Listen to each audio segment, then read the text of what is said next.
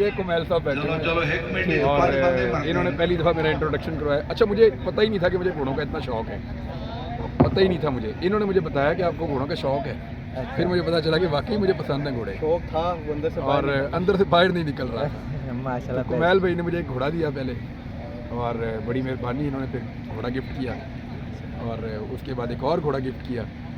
तो अब सारे लोग सुन रहे हैं तो सारे इनसे गिफ्ट ना मांगना शुरू हो जाए।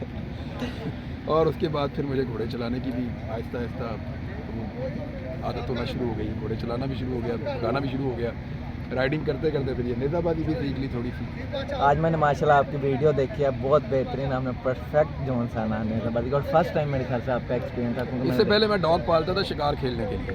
जी, वो भी मेरे शिकार वाले डॉग थे, पहले मैं वो पालता था। मुझे बर्ड्स बहुत अच्छे लगते हैं, मुझे बिल्लियों से बड़ा प्यार है। ये एनिमल लवर सब लोग ही होते हैं, नॉर्मली हर आदमी को जानवरों से प्यार होता है जो अल्लाह ताला ने चीज़ें बनाई हैं। होता ये है कि लोग वो नफ्सा नफ्सी में और भागम दौड़ के अंदर उनको पता ही नहीं चलता कि वो क्या मिस कर रहे हैं। तो वो वक्त के साथ साथ शुक्र है मुझे पता चला। अब मेरे पास काफ़ी सारे एनिमल हैं छोटे मोटे। मेरे भाई को भी शौक़ है, उसने भी रखे हुए हैं। मेरे बच्चों में बहुत शौक़ है, वो भी रखते हैं, तो अच्छा गुजारा हो जाता है। इमरान भाई, कोई ऐसी चीज़ जो घोड़ा रखने के बाद आपने फील की कोई लाइफ चेंज या कोई मतलब लाइफस्टाइल में चेंज? यार, घोड़े रखने का एक फ़ायदा है ही नहीं, बेशुमार फ़ायदे हैं। वही तो अब पता चला है कि हमारे आका नबी अकरम सल्लल्लाहु अलैहि वसल्लम ने क्यों फरमाया था कि घोड़ा रखो और उसको राइड करो, सवारी करो।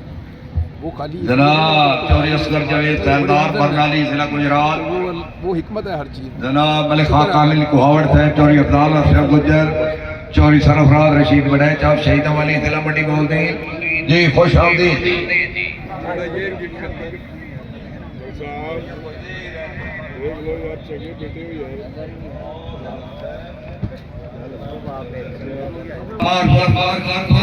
टीम आएगी नंबर 8 नंबर